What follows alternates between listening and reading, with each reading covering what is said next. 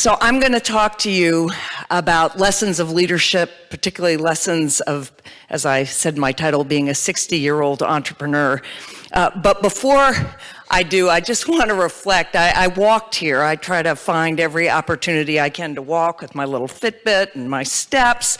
And as I was walking and thinking about this network and thinking about the pleasures of addressing audiences of talented women, which is one of the great pleasures of my job, I was reflecting on how we would know when women really run the world. And I was thinking, well, there are a couple signs. One, every lobby would have a place where we could sit down and change our shoes. Just saying. Every bathroom stall would have a place for our purses. Every ladies' room would have a place to put on our makeup that's not over the sink, for those of us who often have to do that on the job.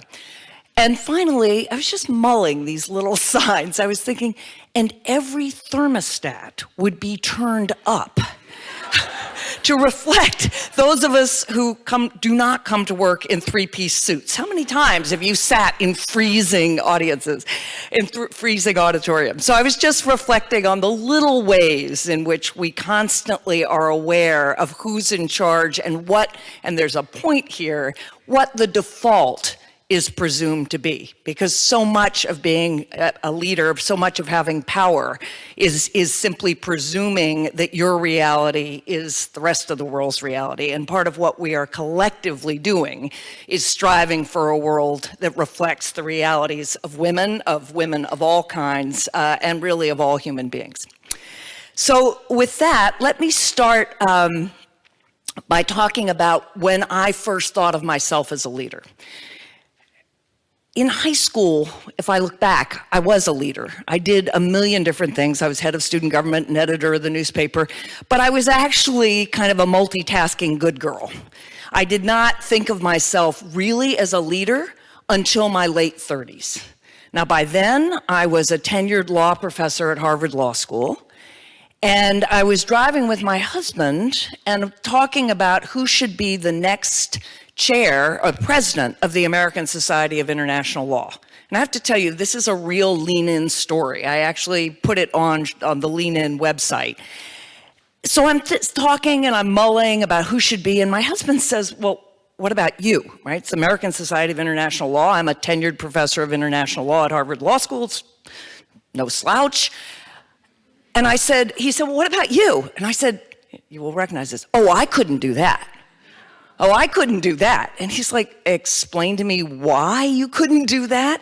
And I kind of, I stumbled around, and of course, as many of us have experienced, realized as I was stumbling around answering him, well, of course I could do that. Why couldn't I do that? Why wasn't I just as qualified as any of the people I was looking at? That's my late 30s. I will also tell you, just parenthetically, I was petrified of public speaking until my late 30s, even after having been a professor, just for those of you who worry that maybe that's an area that you're never going to conquer. You just practice. So that's since then, I was the dean of the Woodrow Wilson School. I was in government. And at 55, I left academia to take over New America, which really has been an entrepreneurial journey. And I'll just say, I think for all of us, and this is for all leaders, male or female, leadership in a world that is constantly changing as fast as ours is much more like being the head of a startup than being the head of a traditional organization. All of us need those kinds of entrepreneurial qualities. So I've led in many different ways, and I'm going to come back to what it's like leading as an entrepreneur, particularly as 55. But I'll just say, again, I didn't think of myself as a leader until relatively late in the game, and have had to redefine myself as a leader multiple times over the course of a career that I hope is continuing. So what do we take from that? A couple of things, I think. One, you can lead at any age and at any stage of your career. Now, I'm going to describe the way I think the world should be. I know that it is not fully like this. But Kathleen said, leadership is not a ladder, it's a lattice. And indeed, in Lean In, Sheryl Sandberg says, leadership is not a ladder, it's a jungle gym, for those of us who are spending more time on playgrounds. I've written that leadership ideally should be thought of as interval training, and not just leadership, your career, right? You go hard and then you slow down. That is actually, for the athletes among you, how we get into peak condition. Any great athlete, you go hard and then you slow down. Ideally, our careers would look like that too. And this would be for women, but it would also be for men. You could go hard in your 20s when you don't have caregiving responsibilities. You could slow down for those of us who do. You could go hard again, depending on what those arrangements look like. You might slow down again for any number of reasons, either caregiving again for your parents, or because you wanted to do something else, but then you could go hard again. That ideally would benefit more people, would be a far more inclusive way of allowing people to lead, but it would also tap into much more talent.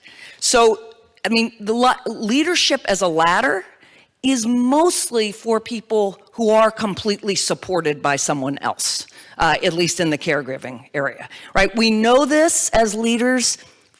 The pay gap is really more of a caregiving penalty, the motherhood penalty. But again, not all of us just care for our children, right? We care for many others.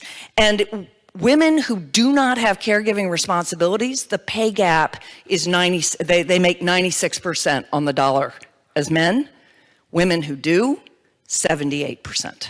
Right, so what we talk about, and different organizations vary. I'm not saying that every gap is exact, but overall, the statistics, it is much more a caregiving penalty than it is a straight gender penalty. We would see that with men too, but they're just relatively fewer men who are caregivers, primary caregivers, but growing.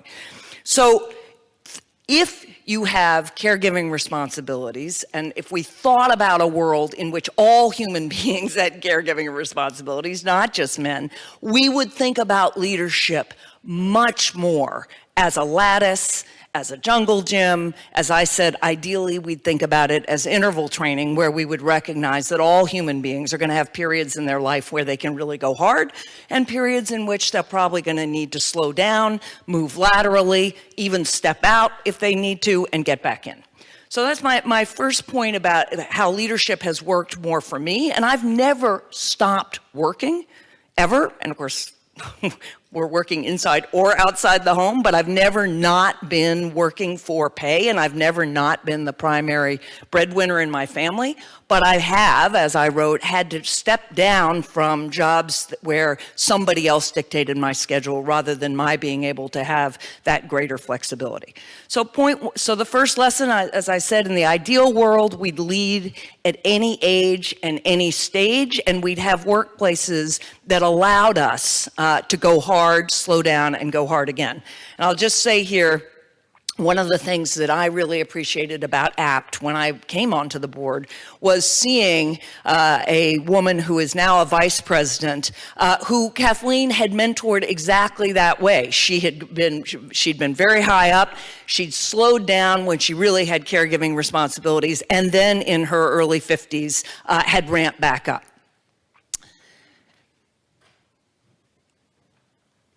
That's the second lesson. We peak later than men do.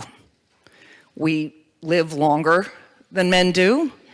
I would like to say many of us live fuller lives, in the sense that I think all human beings should have the experience of investing in others, whether you're a parent, whether you're an aunt or an uncle, however it is, even as a mentor, but that experience of not just achieving in your career, but also investing in others.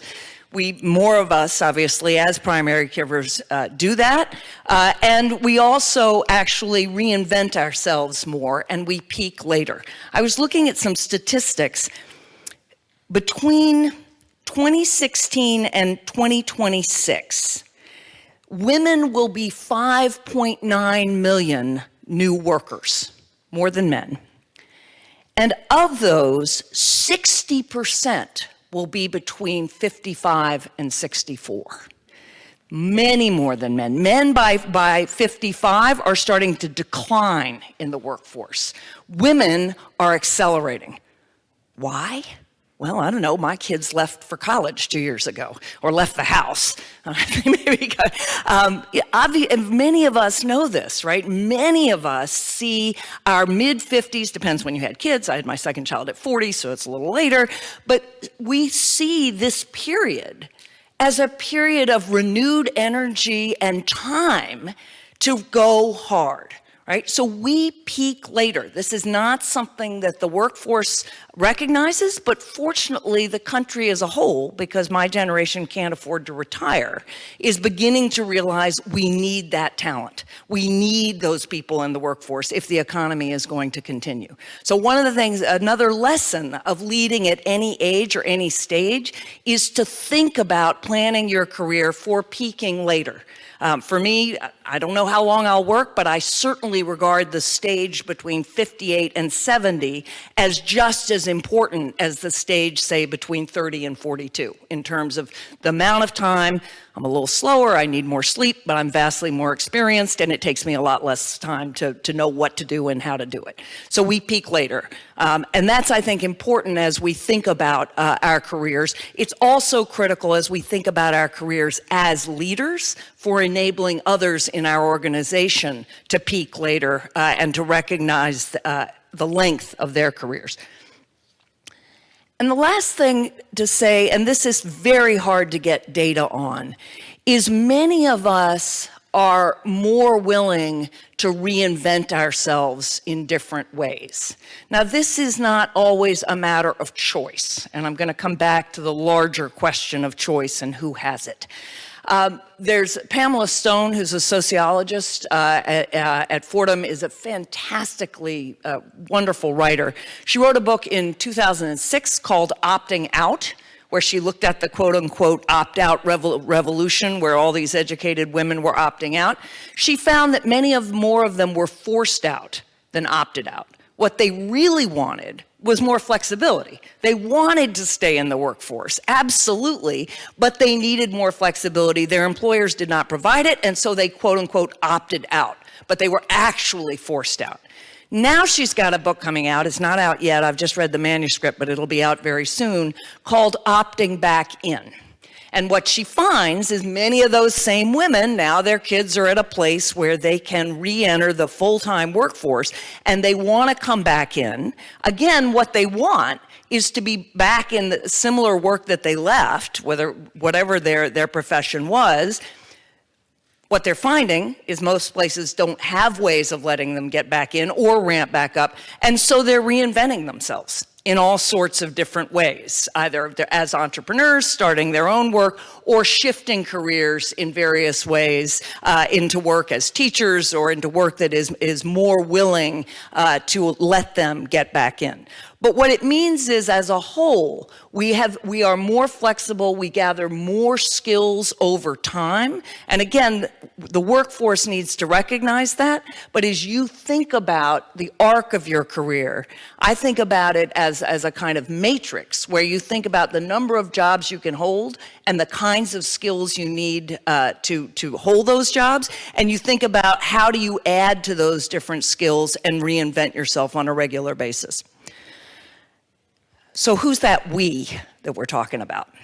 The we and the us. And I'm well aware, and one of the first things I learned talking about the woman's movement, since I was an international relations person and not a gender studies person, at least through college, was the entire woman's movement narrative in the United States is really the narrative of white, privileged, largely suburban women who had stopped working and wanted to get back in the late 60s, the 70s, when I came of age. Women of color, by and large, and certainly working class white women had never had that choice. They'd never stopped working. Indeed, for many of those women, it would have been, the revolution would have been able to stop working and take care of their own children rather than other people's.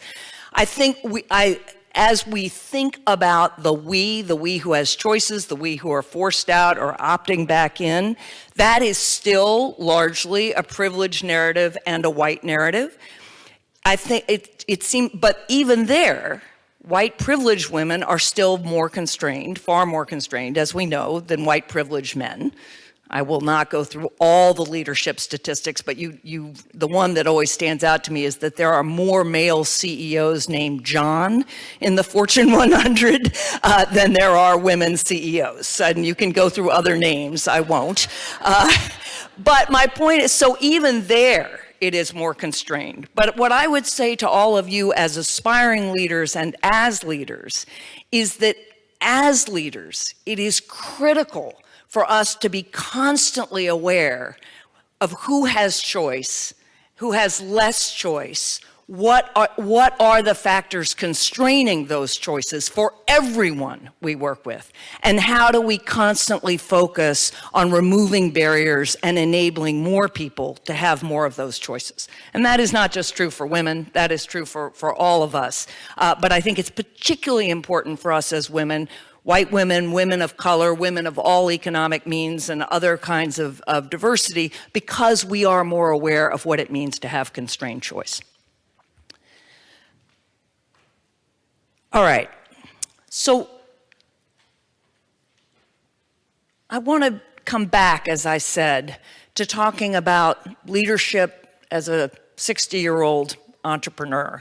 The leadership lessons that I've learned over the past 5 and a bit years.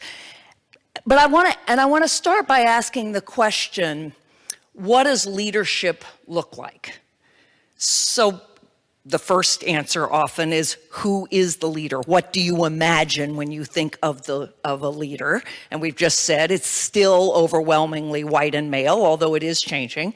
When I became a law professor in 1990 at the University of Chicago, I had to go watch a woman teach a law class because I'd never had a law professor who was a woman. So I actually had to go watch a woman do it just to sort of visualize myself. It's that concrete, right? Could I imagine myself up in front of a class? So when we think about what does leadership look like, we typically think about the who. But I think we equally need to think about the what and the how. So how do we define leadership? And the definition that has been most helpful to me in my current job is a definition from Nan Cohan, who was the president of Wellesley and the first woman president of Duke. She wrote a great book called Thinking About Leadership. She was also a feminist theorist at Stanford in the 70s. And she says, leadership is clarifying or determining the goals of a group and mobilizing the energies of that group to achieve those goals. Determining or clarifying and determining the goals of a group and mobilizing the energies of that group to achieve them. Now that is a very different definition of leadership than certainly the one I grew up with. The one I grew up with was, you're out front and everybody follows. A little like the video we just saw, which actually would apply to vertical or horizontal leadership. But it's the traditional model of leadership is being out front or being on the top. It's command and control. This is a much more horizontal definition, and I would say a much more inclusive definition. Any one of us could be a leader for any purpose. If we create a group, somebody is going to have to lead that group. Now, clarifying, that's almost like consensus. But those of you who chair meetings, right, it's a little more than that. You know, you're the one restating those goals. Determining, you're the one who says, well, I think I hear, and on we go, right? So you're exercising power. Let's not pretend you're not. But it's a much more inclusive way of exercising power. And mobilizing the energies of that group to achieve them, that's what I think of as leading from the center, not from the top. And that's how I think about leading my current team. And frankly, if you read about entrepreneurs in startups, it's always a team.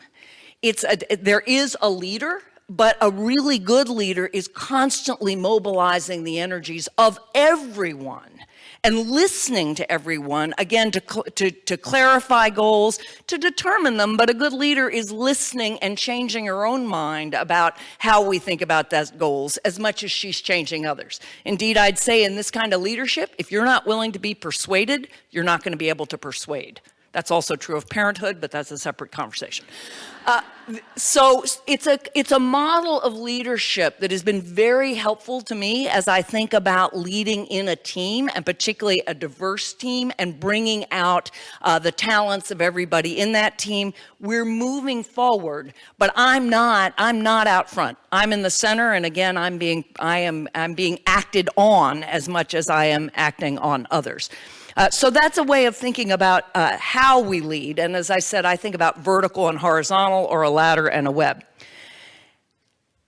And the things that I've learned in leading that way, again as an entrepreneur, really focus on 3 R's, as the professor I used to be. Risk, resilience, and renewal. So risk. It is not true that women are not risk takers. So all the studies on women, even women as investors, we take just as many risks as men do. We take them in different ways. I like to think we look a little more before we leap. Just my private mantra on that subject. But you have to take risks. Right? You have to take personal risks. You have to be terrified of public speaking, but force yourself to speak anyway. And believe me, I know just how scary it is. You have to take risks. My mantra for taking new jobs, either moving out of your current organization or in your organization, is your stomach had better hurt, or you're not pushing the envelope. Every new job I've taken, I became dean of a school of 70 faculty and 100 staff and 300 students after having led an office at Harvard Law School of exactly 4 people. I took over the Department of Policy Planning at the State Department when I'd never been in government at 50. My stomach hurt as much as that first day of school or first day at camp, right? If you really would prefer to be in fetal position, curled up somewhere in your bed, you're doing the right thing. You're pushing yourself, right? You have to. And just remember, everybody else, male or female, feels the same way. They just don't necessarily show it. So you have to take risks. And you have to push yourself, you have to push your organization. If you take risks, you will fail some part of the time, right? It's just no way around it. If you're not failing at some of the time, you're not pushing yourself. You are firmly in your comfort zone doing what you know how to do. Failing is not fun. I have experienced failure in many different ways, in many different contexts. A couple of years ago, for those of you who may have read the front page of the New York Times, I made I think the right decision, but in the wrong way and without nearly enough preparation for it. And the result was my organization was really hit a crisis, and I hit a personal crisis of leadership that was potentially career-ending. Could I have done that better? Would I have done that better? A million ways. But some things like that, possibly not that big or that public, are inevitable if you're going to take on new jobs, new tasks. Every leader you know, every leader you point to can tell you about the risks they took and the failures they experienced. So risk, and with risk comes failure. Resilience. That's what happens when you fail, right? And here I have found it extremely helpful to be a mother and or a mentor. And I'll just say, I define care as investing in others rather than, care is when you are as thrilled that someone else succeeded as you are when you succeed. And so that could be parenting, it can be mentoring or managing or teaching. It does not require a biological relationship. However, I will say, as a mother, it's when I fail, I just think to myself, okay, what do you tell your kids? And of course you tell your kids, it's not about failing, it's how you respond to failure, it's how you get yourself up and keep going. And so you sort of imagine what you'd tell your children, or again, mentees or others, and then you apply it to yourself. That quality of resilience, of being able to just kind of put one foot ahead of the other and keep going, even though you don't know how you're going to, and even though, again, you'd really rather curl up in a ball and sort of not face the world, is essential, and it is a critical part of leadership. Women are better at endurance, right? Men are better at strength, we're better at endurance. We've got a lot of the characteristics that make for resilience, but it also requires a certain level of confidence and faith. And I would say here, I recommend a book called The R Factor, written by two women about resilience. And I found it, I actually was asked to blurb it when I was in in a situation of needing maximum resilience myself, and I do recommend it.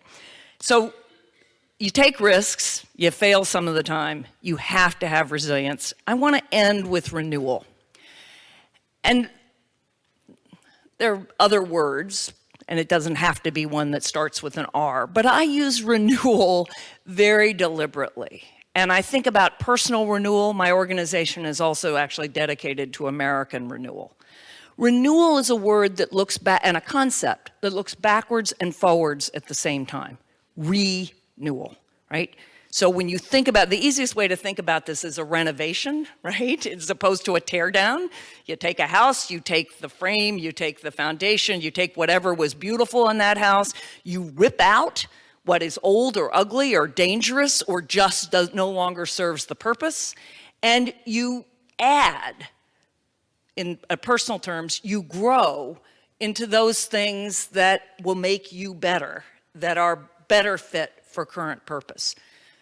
Personally, I think that's important because none of us can change ourselves 100%, right? I mean, as a lifelong dieter, I am here to tell you, there's a certain sort of irreducible something. But we can renew ourselves, right? We can take the best of our old selves and we can tear out and face the things that really we made mistakes, our characteristics, our ways of being that just don't work. And we can renew. We can add new strengths, new experiences, new knowledge, and renew ourselves going forward. It is, I think, something similarly that we can think of for our organizations, and indeed, I think of it for our country, where we take the best of our past, we face honestly what is wrong, what is ugly, what is dangerous, what is hypocritical, and again, personally, organizationally, nationally, we face that, we rip it out, and we try to look to the best of our future. And we bring people together in our organizations in our country, and we say, you know, it's not revolution, it's more evolution, but it's evolution that makes meaningful and measurable change. It is the work of renewal. And I would say to you, as women, as mothers, and again, that can be biological mothers or adoptive mothers. I believe in constructed families. We renew life. This is not something only women can do. It is biologically, but I believe men can do that as caregivers as well. As leaders, I think we can be particularly attentive to our faults, to the faults of our organizations, but also how we rip out what we need to rip out and how we enable and renew based on the talents that we bring to the table. And as citizens, and particularly as citizens, all of you who are committed to development, and I know it's international development, but for me, Newark needs development just as much as Nairobi. So I think of this as a collective global process of development, not just something we do here for the rest of the world. But as women leaders in development, we can renew ourselves, we can renew our organizations, and we can renew our country and the world. Thank you very much.